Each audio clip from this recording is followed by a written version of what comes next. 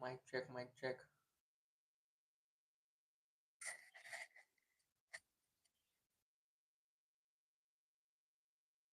mic check,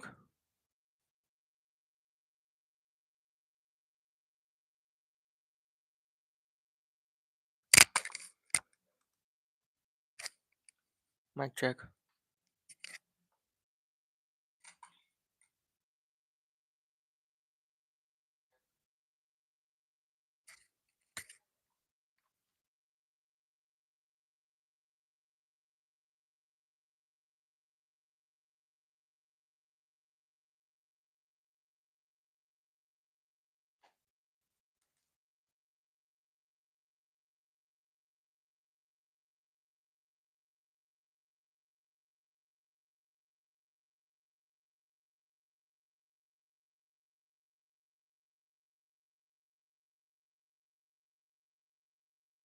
So where I get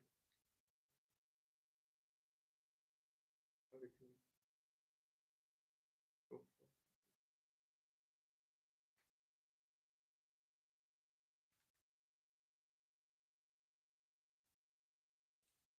building judgment, there is no shortcut to smart.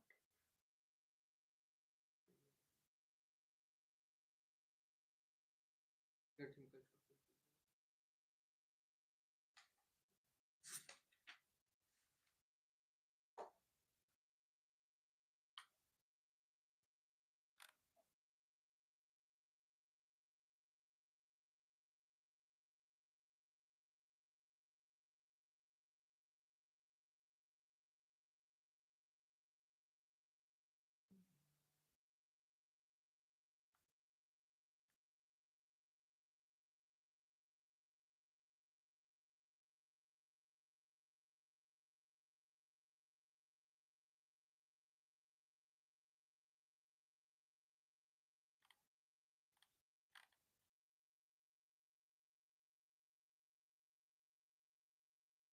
There is no shortcut to smart. If you want to make the maximum amount of money possible, if you want to build rich over time, your life is deterministically will be. Stay on the bleeding edge of trends and study technology, design, and art. Become really good at something. You don't get rich over time, so you get rich by saving your time to make money. How hard is really work? Hard work is really work. How hard you work matters a lot less in the modern economy. Underrated, underrated judgment technology and consequences of their actions. Applies to external problem is judgment. They are highly linked, knowing the long-term consequences of their action, making the right decision to capitalize on them. In an age of leverage, one correct decision can win everything. Without hard work, you will develop neither judgment nor leverage. You have to put in the time, but the judgment is more important. The direction you are heading matters more than how fast you,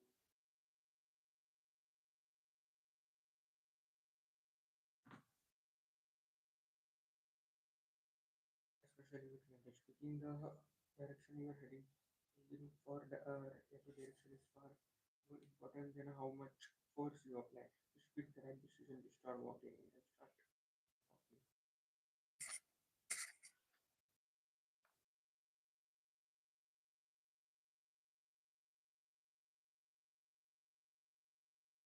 How to think clearly. Clear thinker is better complement than smart. Clear knowledge is intrinsic and it's built from ground up. To use a math example, you can't understand trigonometry without understanding arithmetic and geometry.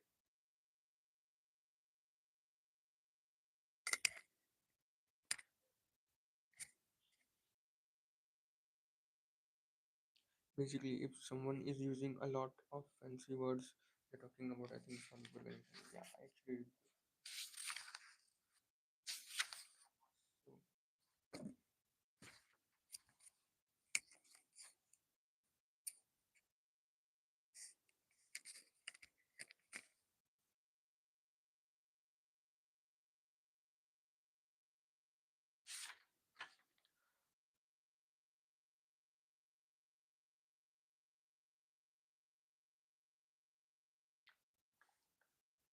so Contrarian.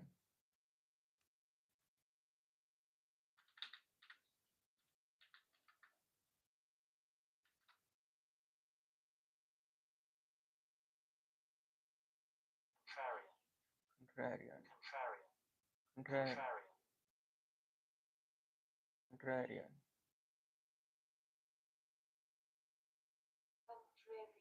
Contrarian. Contrarian.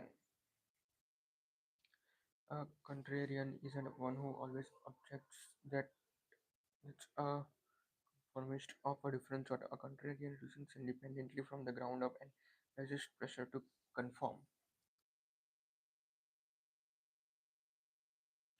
Cynics is easy. Mimicry is easy. Optimistic contrarians are the rarest breed. Optimist contrarians shed your identity to see reality. Our egos are constructed in our formative years, our first 2 decades. They get constructed by our environment, our parents, society. Then we spend the rest of life trying to make our ego happy. We interpret anything new through our ego. How do I change the external world to make it more how I would like to be?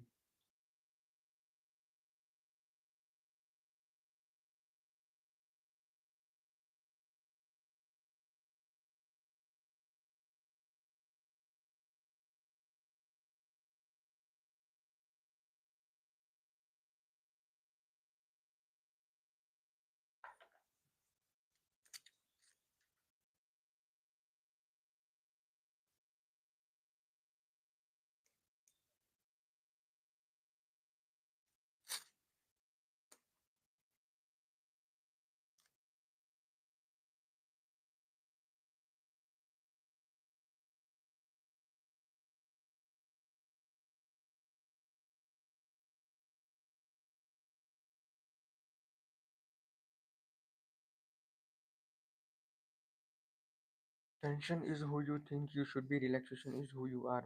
Buddhist saying. You absolutely need habits to function. You cannot solve energy problem in life as if it is the first time it's thrown at you. We accumulate all these habits, we put them in a bundle of identity, ego ourselves, and then we get attached to them. I am novel, this is the way I am. It's really important to be able to uncondition yourself, to be able to take your habits apart and say, okay, this is a habit I probably pick up when I was a toddler trying to get my parents' attention. Now I have reinforced it, and I call it a part of my identity. Does it still serve me? Does it make me happier? Does it make me healthier? Does it make me accomplish whatever I see out of this accomplishment?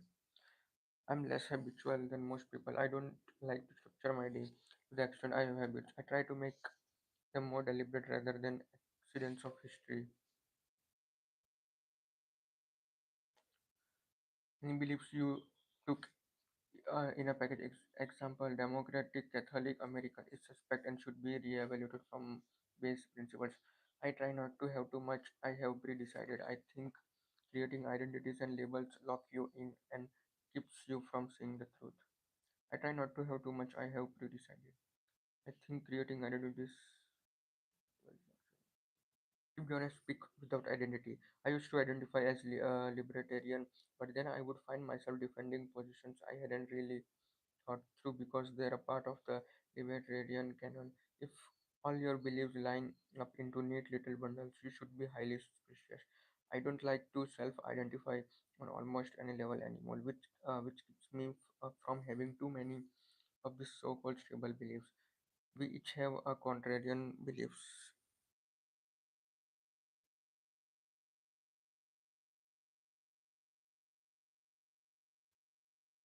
We each have a contrarian beliefs society rejects, but the more our own identity and local tribe reject it, the more real it is likely is. There are two attractive lessons about suffering in the long term. It can make you accept the world the way it is. The other lesson can just make your ego change in an extremely hard way. Maybe you are a competitive athlete and you get injured badly, like Bruce Lee. You have to accept being an athlete is not your entire identity, and maybe you can forge a new identity as a philosopher. Facebook redesigns, Twitter redesigns, personalities, careers and terms also need redesigns. There are no permanent solutions on a dynamic system. Tension is who you think you should be. Relaxation is who you are. When did he say that?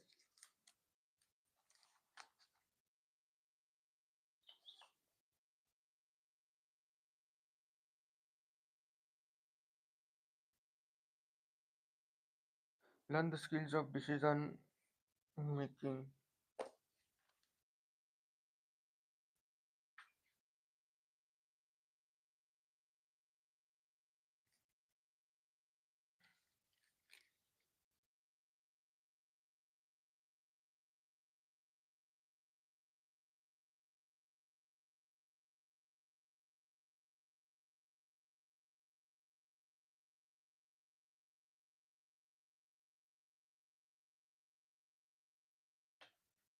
Learn the skills of decision making. The classical virtues are all decision making heuristics to make one optimize for the long term rather than for the short term. The classical virtues are all decision making heuristics to make one optimize for the long term rather than for the short term. Self serving conclusions should have a higher bar. I do view a lot of my goals over the next few years of unconditioning previous learned responses or habitual responses so I can make decisions more cleanly in the moment without relying on memory or prepackaged. What day is today? It's Friday. I do view a lot of my goals over the next few years of unconditioning previously learned responses or habituated responses so I can make decisions more cleanly in the moment without relying on memory or prepackaged and judgments.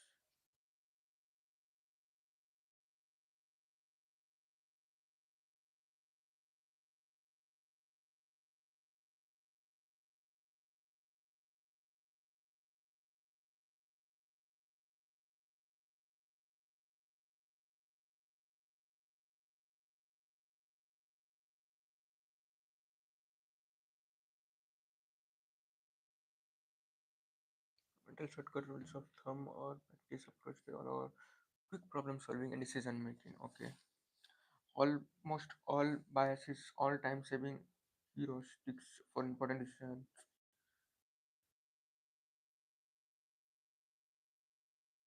Radical honesty is means I means I want to be free.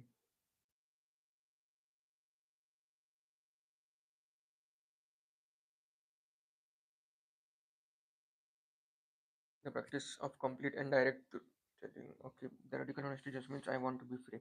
Part of being free means I can say what I think and I think what I say. They are highly congruent and integrated.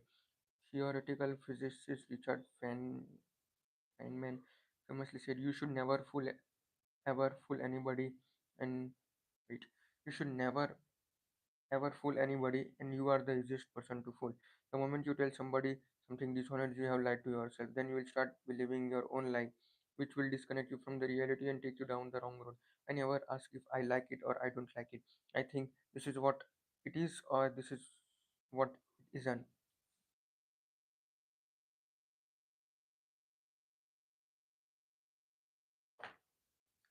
I never ask if I like it or I don't like it. I think this is what it is, or this is what it isn't.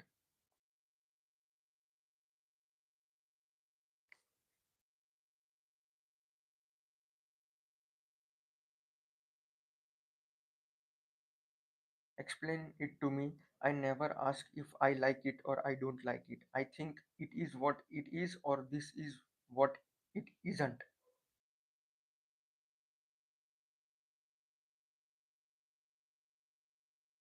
Separate difference for every concept situation. It is what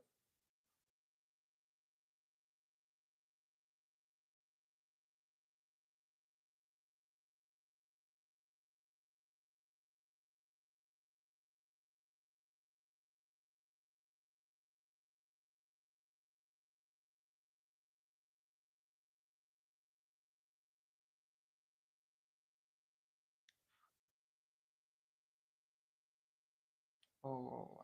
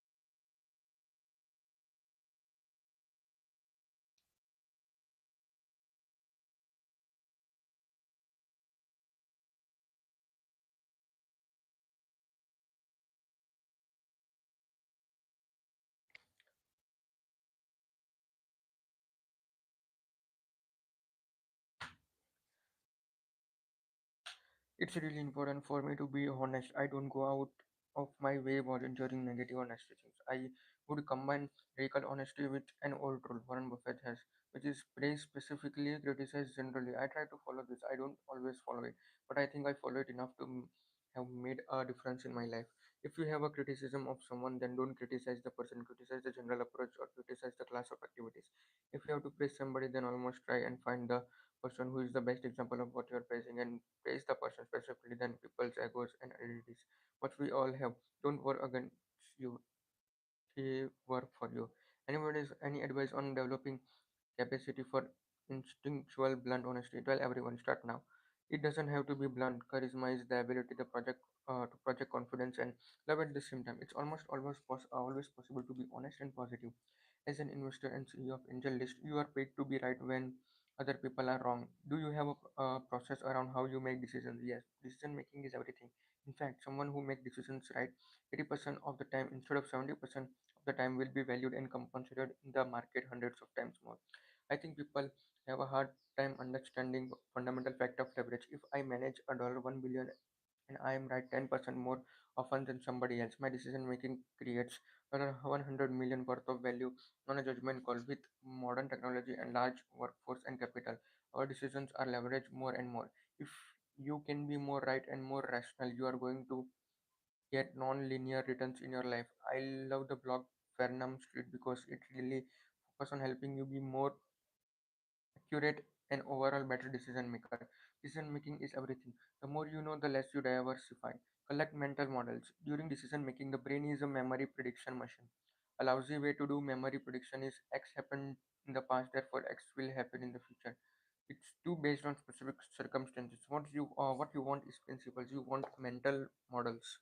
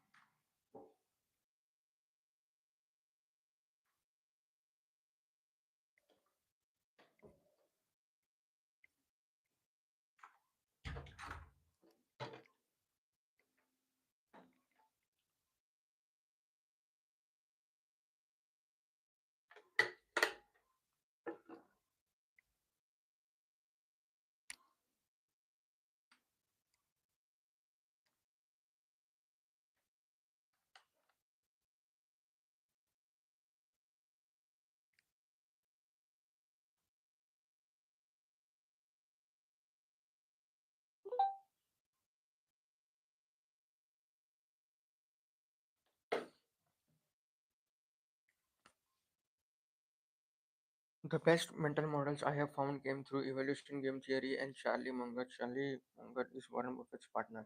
Very good investor. He has tons and tons of great mental models. Author and trader Nassim Talib has great mental models. Benjamin Franklin had great mental models. I basically load my head full of mental models. I use my tweets and other people's tweets as maximus that helps compromise my own learning and recall them.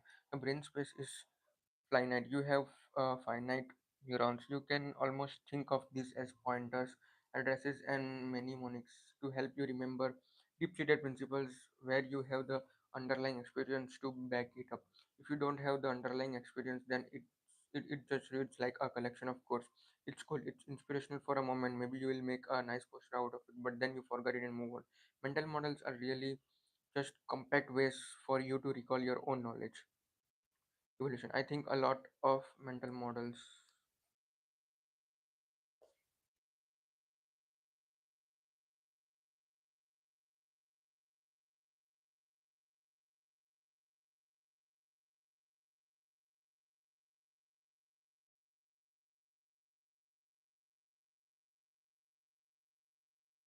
I think a lot of modern society can be explained through evolution. One theory is civilization exists to answer the question of who gets to mate. If you look around from a pure selection perception, sperm is abundant and eggs are scarce. It's an all-location problem. Literally, all of the work of mankind and woman can be traced down to people trying to solve this problem. Evolution, thermodynamics, information theory, and complexity have explanatory and predictive power in many aspects of life. inversion. I don't believe I have ability to say what is going to work. Rather, I try to eliminate what's not going to work. I think being successful is just about not making mistakes. It's not about having correct judgment. It's about avoiding incorrect judgments. Complexity theory. I was really into complexity theory back in the mid 90s. The more I got into it, the more I understand the limit of our knowledge and the limits of our prediction capability.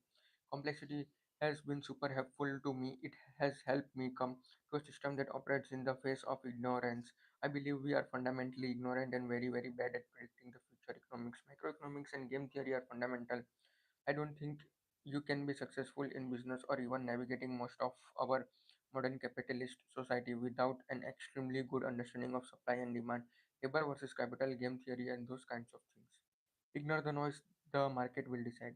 Principal agent problem. To me, the principal agent problem is the simple, most fundamental problem in microeconomics. If you do not understand the principal agent problem, you will not know how to navigate your way through the world. It is important if you want to build a successful company or be successful in your dealings. It's very simple concept. Julius Caesar famously said, "If you want it done, then go, and if not, then send." What he meant was, if you want it done right, then you have to go yourself and do it. When you are the principal, then you are the owner. You care and you will do a great job.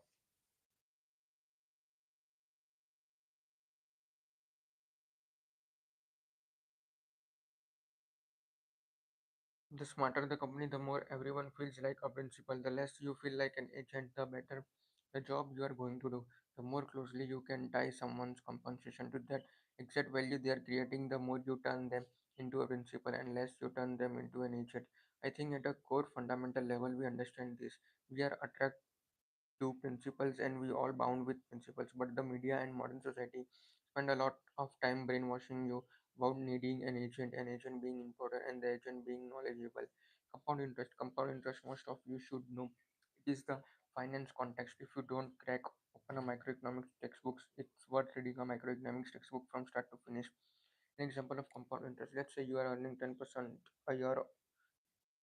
The compound interest topic, it's like every financial book or someone who write about finance has a knowledge about finance. Literally just talk about the compound interest. Like I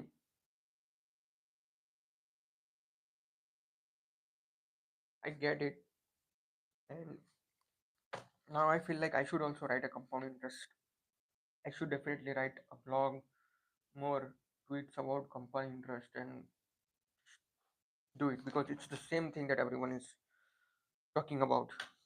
Example of compound interest. Let's say you are earning 10% a year on your dollar one. The first year you make 10% and you end up with 1 $1 and 10 cent.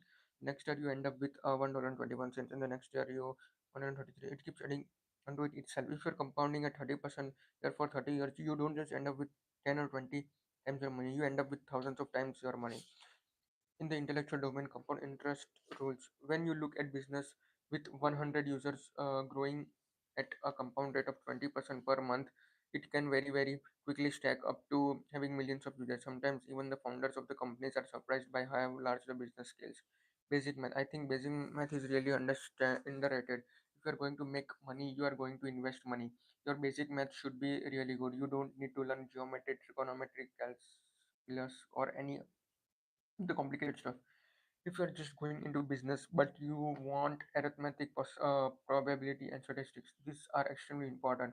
Crack open a basic math book and make sure you are really good at multiplying, dividing, compounding, probability, and statistics. Black swans. There are new branch of probability statistics which is really around tail events. Black swans are extreme probabilities. Again, I have to refer back to Nassim Taleb, who I think is one of the greatest philosopher scientists of our time. He's really done a lot of pioneer work on this calculus. Calculus is useful to know the understand the rate of change and how nature works, but it's important to understand the principles of calculus, where you are measuring the change in small discrete, a small continuous event. It's important you solve integrals or all derivations on demand, because you are not going to need to the business world fals- falsifiability.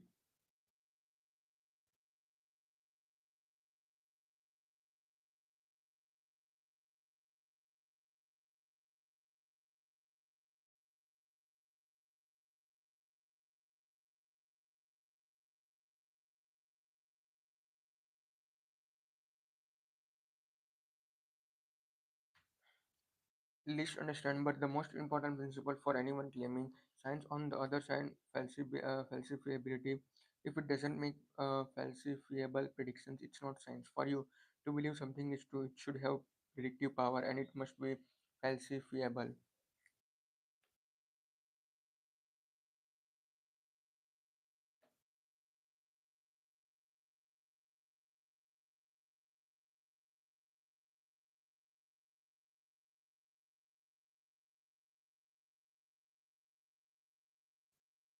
I think microeconomics because it doesn't make falsifiable predictions, which is the hallmark of science, is become corrupted. You never have a counterexample when studying the economy.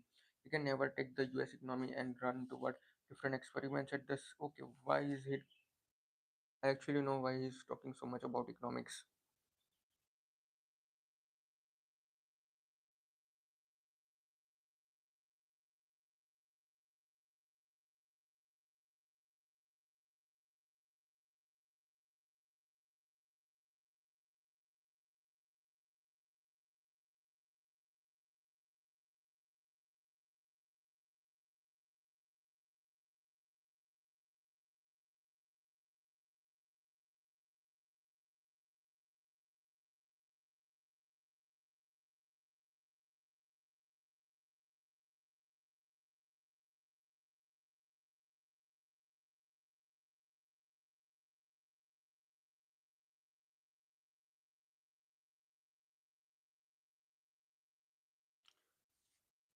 Computer science and economics. That's why.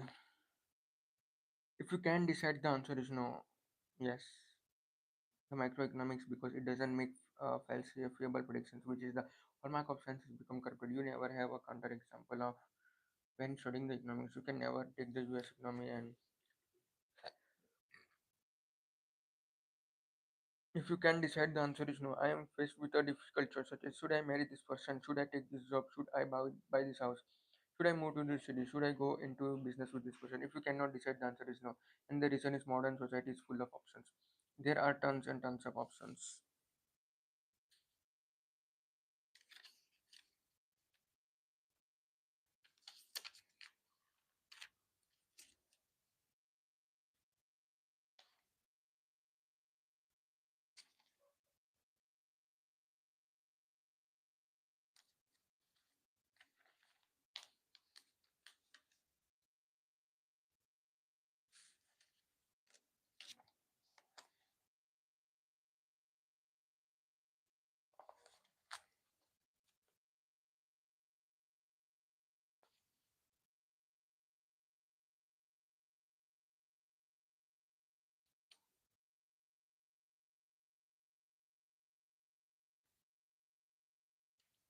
If you cannot decide, the answer is no, and the reason is modern society is full of options. There are tons and tons of options.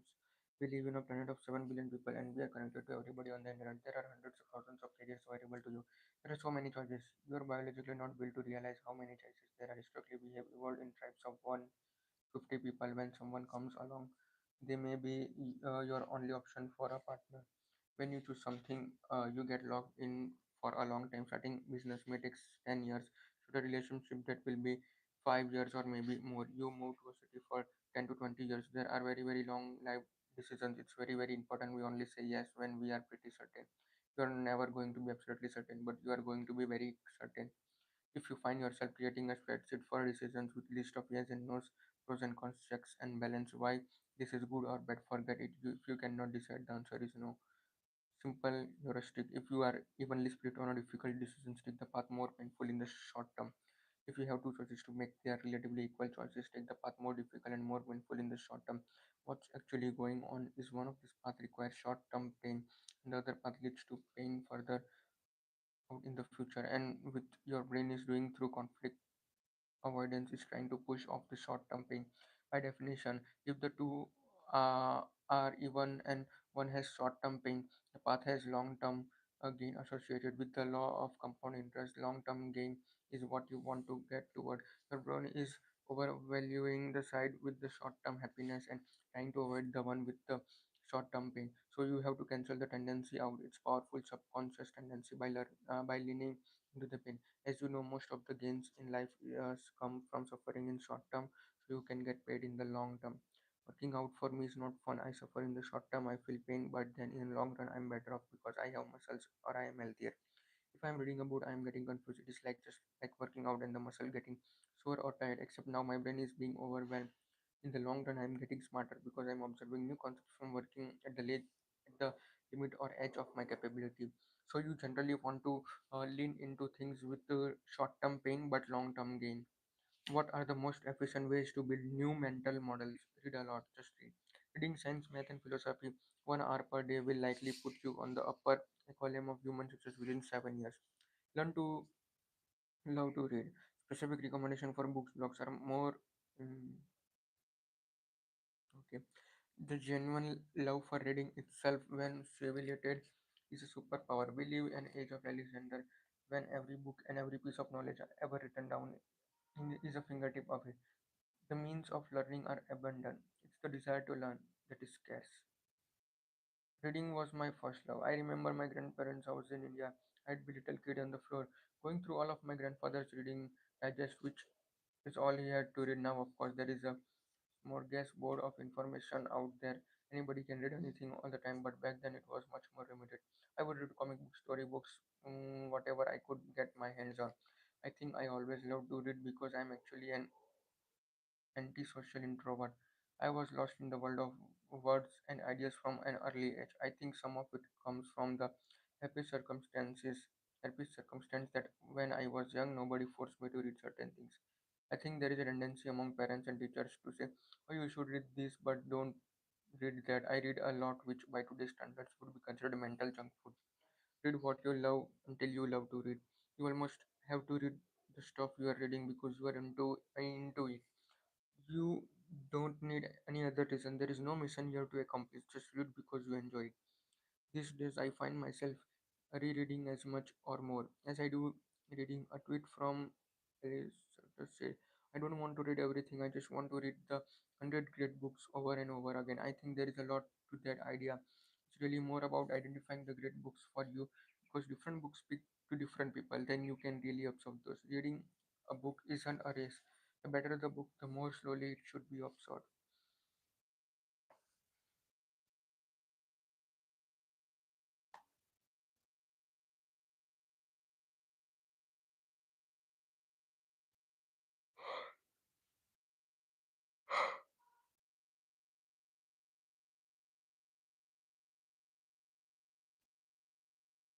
I don't know about you, but I have a very poor attention. I skim, I speed read, I jump around. I could not tell you specific passages or quotes from books. At some deep level, you absorb them and they become threads in the tapestry of your sight, the kind of weave in there. I'm sure you have had this feeling when you pick up a book and start reading and you're like, this is pretty interesting, this is pretty good. You getting this increasing sense of deja vu. Then halfway through the book, you realize I have read this book before. That's perfectly fine. It means you were ready to reread. Ah, I get it. But I don't actually read a lot of books. I pick up a lot of books and only get through a few, which form the foundation of my knowledge. The reality is, I don't actually read much compared to what people think. I probably read 1 or 2 hours a day, and put me in the top 0.0001%. I think that alone accounts for any material success I have had in my life and any intelligence I might have. Real people don't read an hour a day. Real people, I think, read a minute a day or less. Making it an actual habit is the most important thing.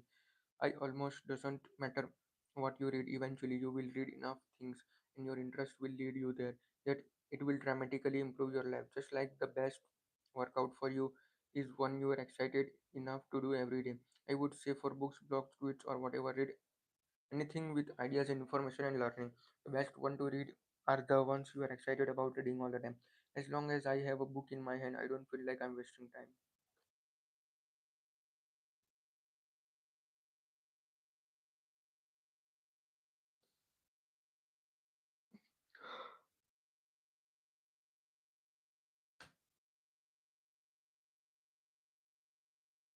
Everyone's brain work differently. Some people love to take notes. Actually, my note taking is Twitter. I read and read and read. If I have a fundamental insight or concept, Twitter forces me to distill it into a few characters. Then I try and put it out there as a aphorism.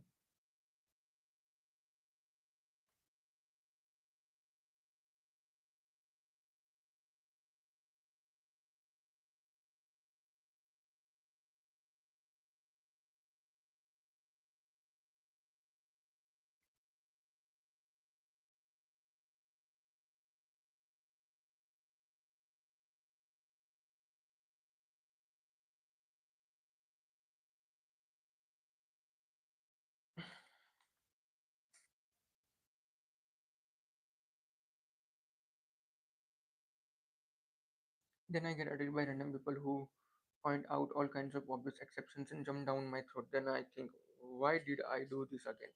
Pointing out obvious exceptions simplifies either the target isn't the smart or you aren't. Pointing out obvious exceptions implies either the target isn't smart or you aren't. Okay, there are two possibilities. Either you are not smart enough or the other person is not smart enough. Something like that. When you first pick up a book, you are skimming off for something interesting. How do you go about reading it? Do you just want do you just flip to a random page and start reading? What's your process? I start at the beginning, but I'll move fast. If it's not interesting, I'll just start flipping ahead, skimming or speeding reading. If it doesn't grab my attention within the first chapter in a meaningful, positive way, I'll either drop the book or skip ahead a few chapters. I don't believe in delayed gratification when there are an infinite number of books out there to read. There are so many great books. Number of books completed is a vanity metric. As you know more, you leave more books unfinished. Focus on new concepts with predictive power. Okay, so this is where I should like stop some books to read again, because I have also seen that if you buy if the author has written, like, I'm not talking about fiction, okay, non-fictional book. Basically, if the author has written more than three, four or book, something like that, it's like there you can see the pattern. It's like same thing is applying everywhere. The same thing is applying everywhere. I have also like I'm also like talking about you know, if I talk about Mark Manson, right? So if you read his book, okay, that's fine, and now you follow him on Instagram, okay, now that you have followed him on Instagram because you thought his book was good and making sense, so you will see that the things that he is talking about, he's always talking about the same things on the internet also. You will see the same video about it on the YouTube channel, also about in shorts, reels, also about in tweets. It's like also about in his blog or net. It's like you can see the pattern, the same concept it applied, or even the same line, the same thing. It's like same thing is repeating again and again. That's why I think some of the time you just have to like, if you are reading, just read his books. That should be enough. You don't have to follow like the same person every other platform or social platform, because majority of the time, because it's the content, right? It's in the writing form or in the video form, but it's still the same because it was first written, then it was published in MOOC, in tweets, in shorts, and in videos, YouTube videos. Yes. So I have seen this pattern, that it's repetitive again and again. Not that bad, because the content is designed to reach the specific target of audience. But if you follow and you are on the following feed, not on the for you feed or the like the feed that is it's like recommended feed, right? I'm talking about the explore page or recommended feed. The content is made for recommended feed. The content is made to reach more people. That's why you feel like when you follow someone, to check out their first five, first 10 posts or tweets. It's like you have read it anywhere, somewhere, and it's just the same thing.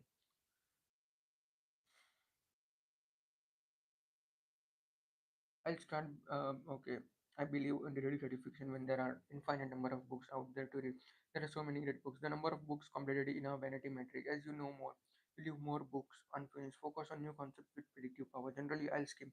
I'll fast forward. I'll try and find a part to catch my attention. Most books have one point to make. Obviously, this is non-fiction. I'm not talking about fiction. Yes, they have one point to make, they make it, and then they give you example after example after example, and they apply it to explain everything in the world.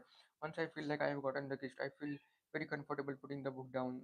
There is a lot of this what I would call pseudo pseudoscience bestseller. People are like, oh, did you read this book? Always say yes, but the reality is I read maybe two chapter or of it. I got this. If they wrote it to make money, don't read it. Yes. The practices do you follow to internalize, organize information from reading books? Explain what you have learned to someone else. Teaching versus learning. It's not about education versus uneducated. It's about likes to read and doesn't like to read. What can I do for the next 60 days to become a clearer, more independent thinker? Read the greats in math, science, and philosophy. Ignore your contemporary.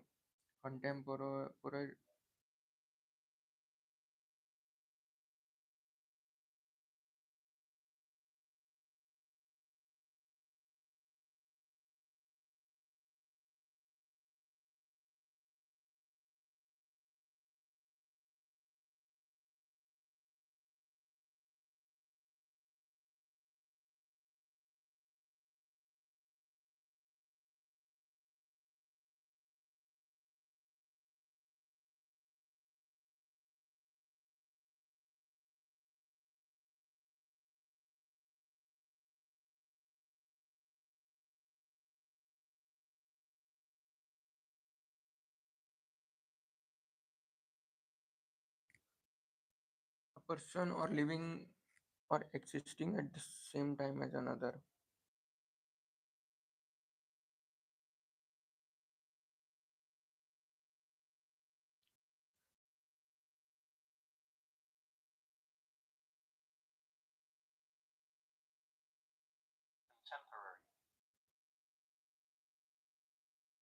Avoid tribal identification.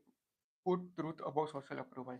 Study logic and math because once you have mastered them, you won't fear any book. No book in the library should scare you.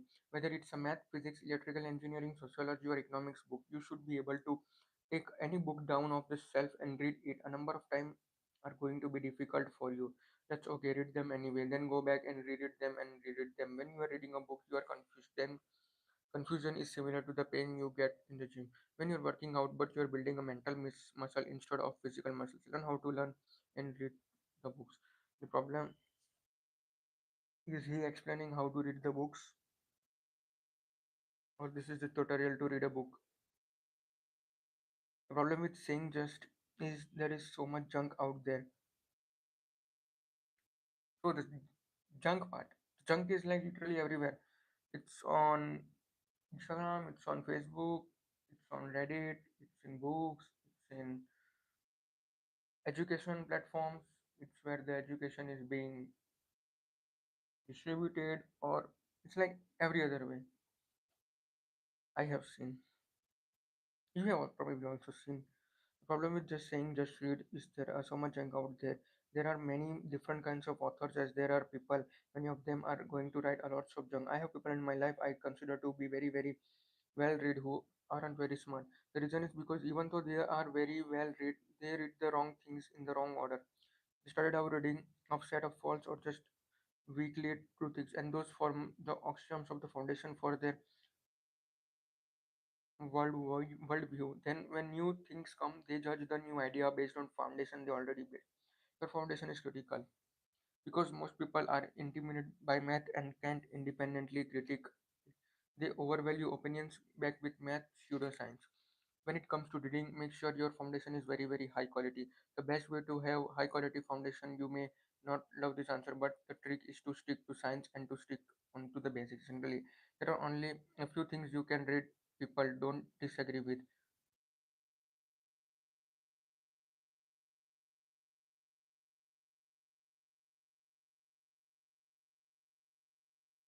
Few people will disagree to plus two for right. This is serious knowledge. Mathematics is a solid foundation. Similarly, the hard science are solid foundation. Microeconomics is solid foundation. The moment you start wandering outside of these solid foundations, you are in trouble because now you don't know what's true and what's false. I would focus as much as I could on having solid foundations.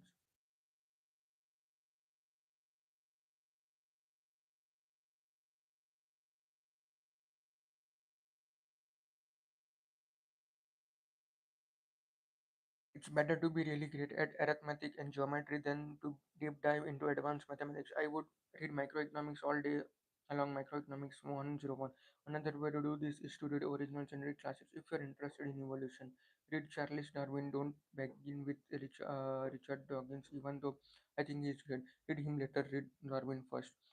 If you want to learn microeconomics, first read Adam Smith, read One Message, or read Hayek. Start with the original philosophers of the economy. If you are into communist or socialist ideas, which I am personally not, start by reading Karl Marx. Don't read the current interpretation someone is feeding you about how things should be done and run.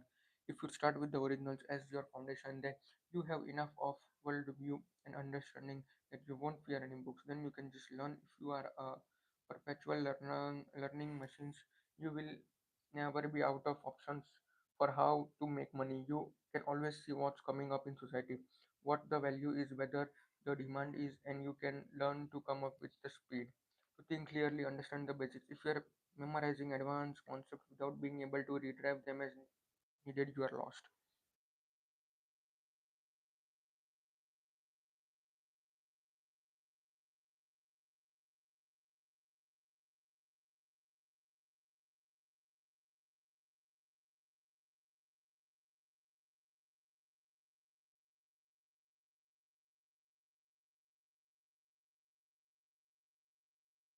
To think clearly, understand the basics, you're memorizing advanced concepts without being able to retrieve them as needed, you are lost.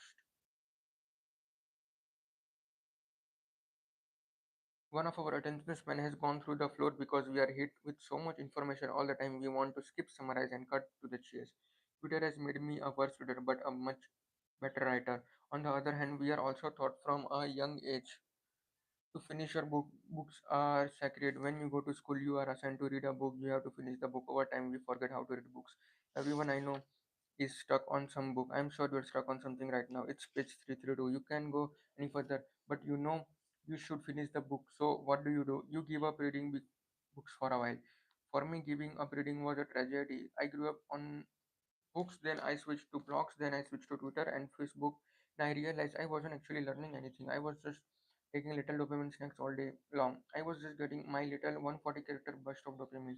I would tweet, then look to see who retweeted my tweet. It's fun and wonderful thing, but it's game I was playing. I realized I had to go back to reading. I knew it was very hard problem because my brain and had now been trained to spend time on Facebook, Twitter, and this other bite-sized pieces. I came up with this hack where I started treating books as throwaway blog posts or bite-sized tweets or posts. I felt no obligation to finish any book.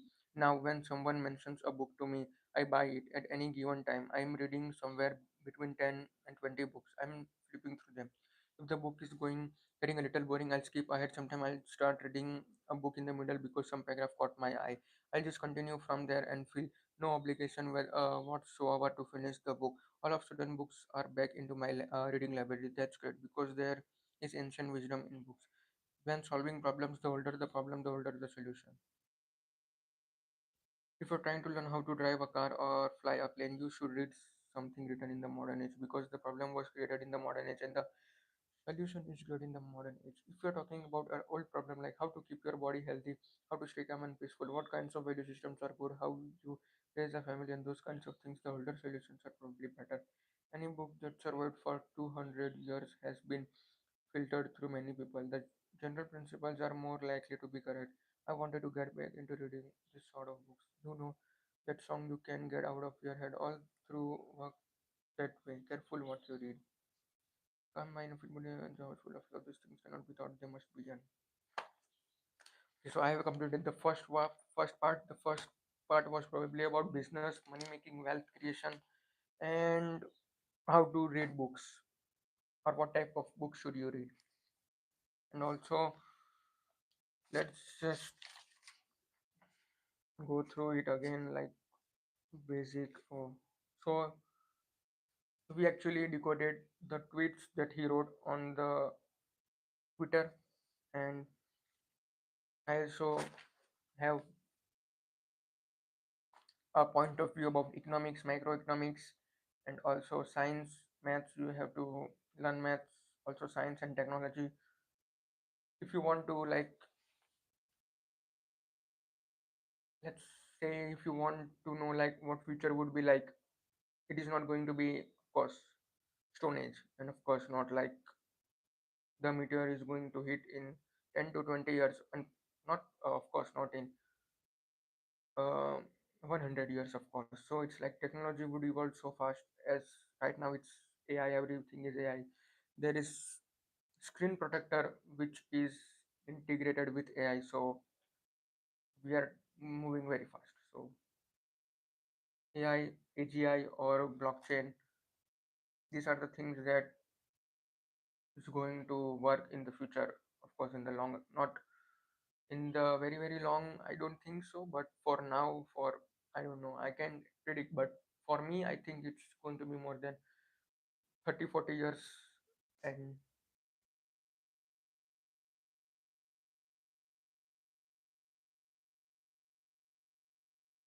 basically it's technology, right? So basically, technology, phones, content creations, uh, AI, writing, computer science, technology, business. These are the things that are going to evolve because of technology. So learning happiness. So this is the chapter I am not quite really thinking of reading right now because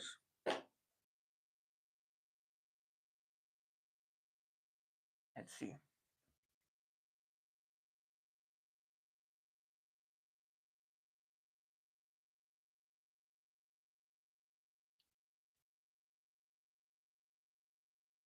Okay, so I'm ending this right here. So we'll read happiness later, the second part, and